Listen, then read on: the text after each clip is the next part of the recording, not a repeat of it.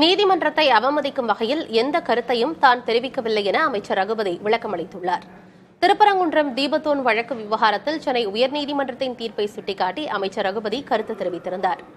அதற்கு எதிர்க்கட்சிகள் கண்டனம் தெரிவித்திருந்த நிலையில் புதுக்கோட்டையில் செய்தியாளர்களை சந்தித்த அவர் தான் சொன்ன கருத்து தவறாக புரிந்து கொள்ளப்பட்டுள்ளதாக கூறினார்.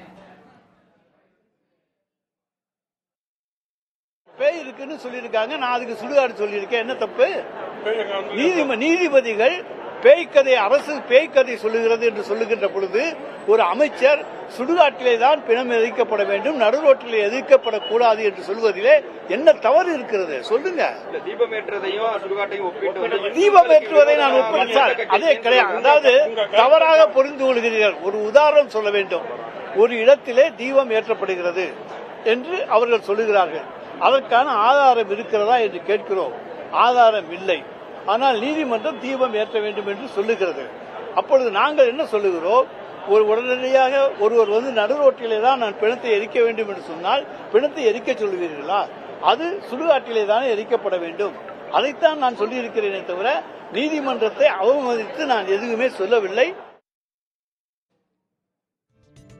இந்துக்கள் மீது முதல்வர் மு.க.ஸ்டாலினுக்கு உண்மையாக அக்கறை இருந்தால் திருப்பரங்குன்றம் முருகன் கோயிலில் சுவாமி தரிசனம் செய்ய வேண்டும் என மத்திய இணையமைச்சர் எல் முருகன் வலியுறுத்தியுள்ளார். கோவையில் செய்தியாளர்களிடம் பேசிய அவர் திருப்பரங்குன்றம் தீப விவகாரத்தில் தற்கொலை செய்து கொண்ட பூரணச்சந்திரனின் இல்லத்திற்கு சென்று முதல்வர் மன்னிப்பு கேட்க வேண்டும் என்றும் அவர் வலியுறுத்தியுள்ளார். ஸ்டாலின் அவர்கள் திருப்பரங்குன்றம் போய் முருகன் கோயில்ல வழிபட்டு விட்டு பூரணச்சந்திரன் வீட்டில் மன்னிப்பு கேட்டால்தான் அவர் சொல்றதை நம்ம ஏற்றுக்கொள்ள முடியும். இந்த திருப்பரங்குன்றத்துக்கு போங்க, திருப்பரங்குன்றத்தில் சாமி கும்பிடுங்க. நீங்கள் பால் காவடி எடுக்க வேண்டாம், கோயிலில் போய் மொட்டை அடிக்க வேண்டாம். நீங்கள் போய் சாமி கும்பிட்டு பூரணச்சந்திரன் குடும்பத்தில் அந்த குழந்தைங்க, சின்ன குழந்தைங்க, அவங்களுக்கு ஆறுதல் சொல்ல கூட இவங்களுக்கு மனதில்லை. இன்னைக்கு வரலும் அவர்கள்ட்ட மட்டும் போய் மன்னிப்பு கேட்க வேண்டும். அவர் திருப்பரங்குன்றம் தீப வழக்கில் வழங்கப்பட்டுள்ள தீர்ப்பு